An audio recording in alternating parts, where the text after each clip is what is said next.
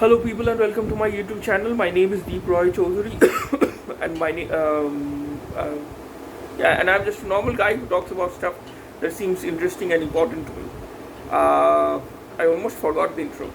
So, yeah, the point that I'm trying to make in this is the rise of a cashless economy. Most people are preferring online forms of payment over paying with traditional method of paying with cash for anything, for that matter. And of course, the rise of Amazon. I mean, let's just address the elephant in the room. The rise of Amazon. Uh, you can just pay for just buy anything from Amazon, and I would say most people who are buying their daily necessary items or whatever it is that they buy, if they are doing most of the shopping on Amazon, I'm pretty sure that they are already have embraced the cashless life. But again, as I've already said, you cannot expect everyone to learn how to use a smartphone that easily, because there are over 7 billion people in this world, and many countries around the world don't are not able to provide the basics of food, shelter, and clothing, and sanitation facilities, and all those things. Forget about 4G internet or 5G internet for that matter. Nowadays, many countries have already got the 5G internet services have already become online in many countries around the world. So you get the point that I'm trying to make.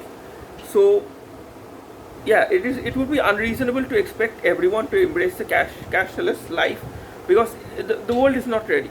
The world is definitely not ready. Most people, a lot of people in this world, a huge chunk of people in this world don't know how to use a smartphone, don't know how to to use this electronic forms of payment. So you cannot if countries around the world decide to force people to embrace the cashless life, I am pretty sure that a huge chunk of the population around the world would be left behind. They would be left behind, and they would be at odds as to what are they going to do. That would be the worst thing, in my opinion, but the biggest nightmare for countries, and literally people would rebel. People would just say enough is enough. Just because we are not literate enough, you cannot just force us out of the economy. You cannot just take away our economic freedom. We want, people of course are going to rebel. So I would say that even if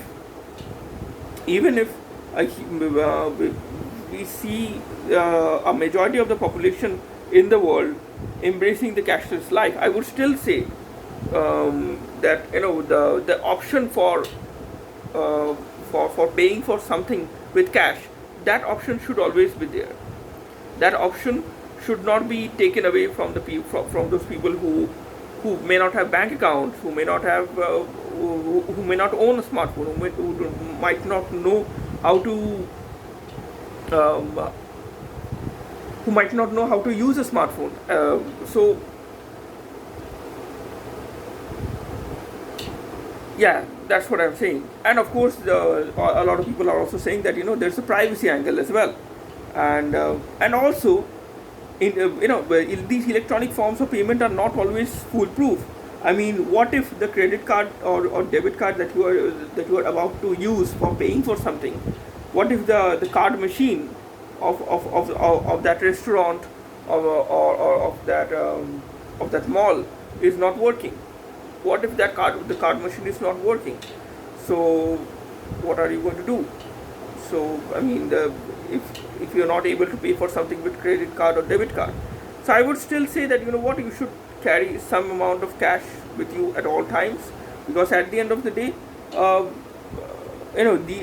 these electronic forms of payment are still very glitchy. And what if what if you haven't renewed your 4G subscription or 4G services? You haven't paid your internet bills, or for some reason there are network problems that is going on in your location. So all kinds of glitches can you can encounter while paying for something electronically. So you should not always rely on this electronic form of payment. You should always have a backup a backup option, and that backup option, the best backup option in my opinion, is still cash.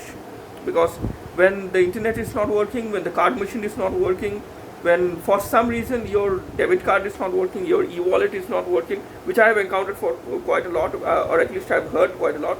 Sometimes I just cannot figure out e-wallets. It's just my problem. I know I may be obsessing about this a little bit more, a little bit too much, but I find e-wallets sometimes to be confusing, very confusing.